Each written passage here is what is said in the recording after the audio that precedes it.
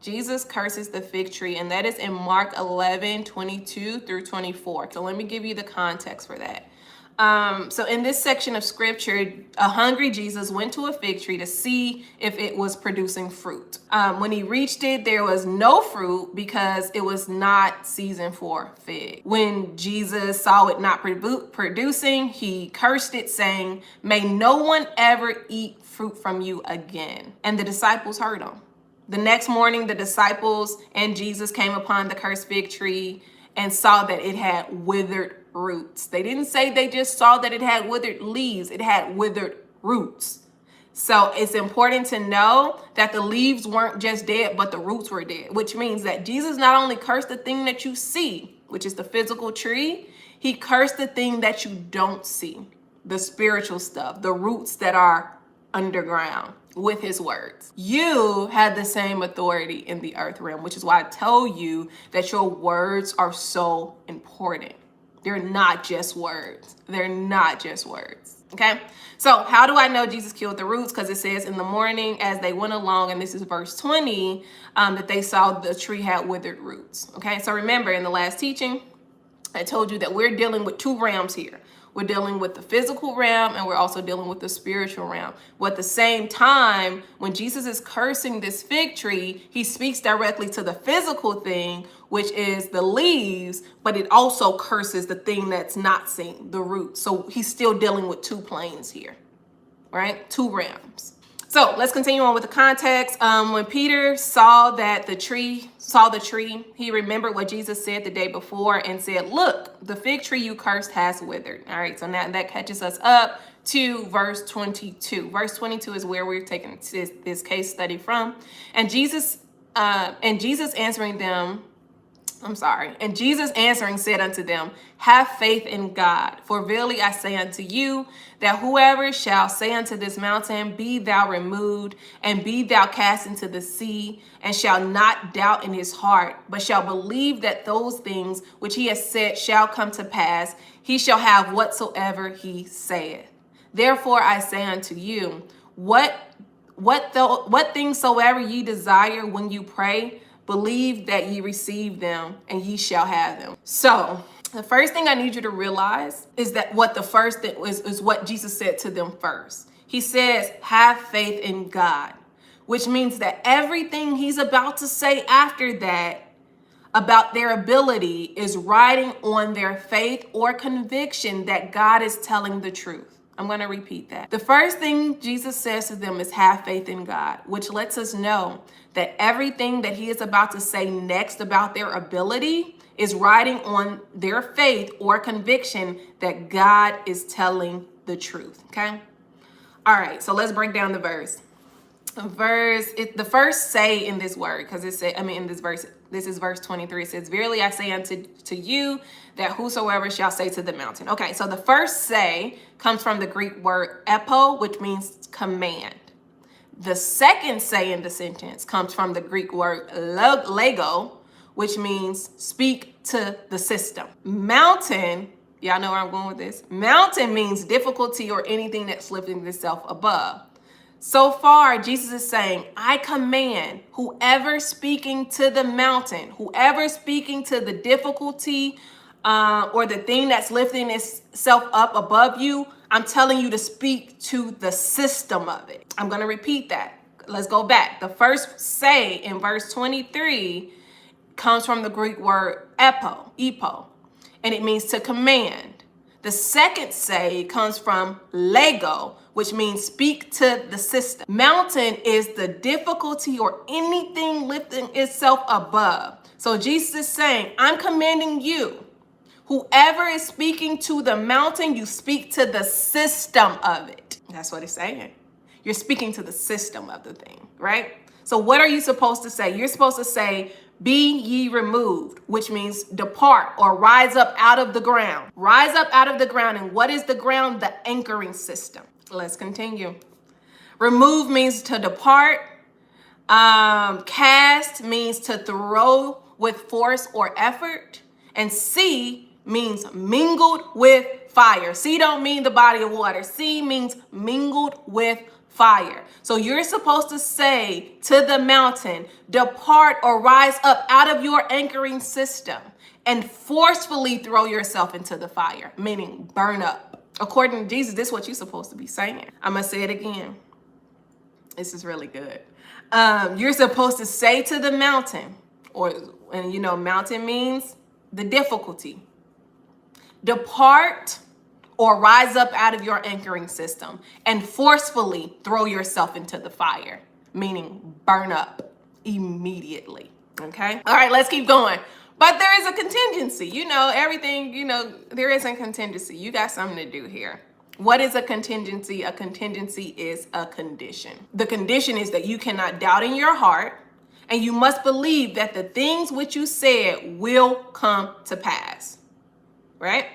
Doubt means to withdraw from, to separate, to waver. And what does waver mean? Waver means to fluctuate in opinion, allegiance, or direction.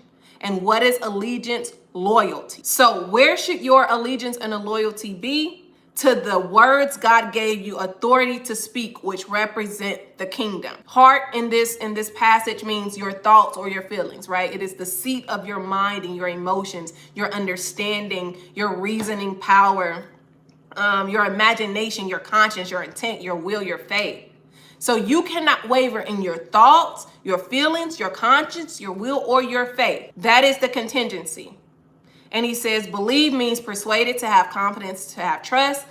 He says, you got to believe that it's going to come to pass. And what does come to pass mean? Come into existence, begin to be, appear in history, to be made finished, to be performed.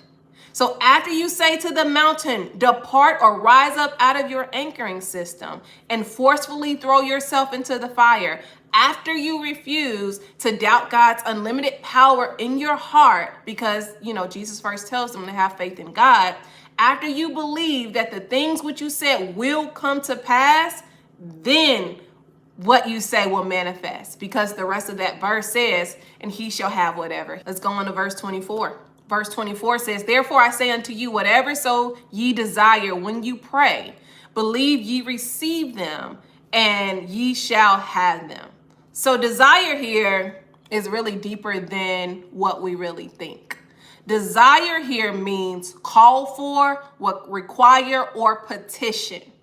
A petition is a formal written request. Y'all know why I told y'all to write them. Let there be decrees down. A petition, because it's a petition. A petition is a formal written request made to an authority or an organized body, such as a court. The concordance notes that a desire is also based on familiarity that lends authority to that request. So one of the examples that the concordance gives is one king relating to another. So in essence, since Jesus is the King of Kings and the Lord of Lords, according to Revelation 19 and 16, then we have the authority to petition his kingdom for help in our kingdom. That is what desire means. It means to call for or petition what we need in our kingdom. We're calling from that kingdom. Pray means supplicate or worship. What is supplicate? Supplicate means to make a humble entreaty. What is an entreaty? An entreaty is an appeal. And what is an appeal? A legal proceeding by which a case is brought before a higher court for review of a decision of a lower court. Here's the reason why I broke down those words. Because I need you to understand that we are dealing with legalities in the spirit realm.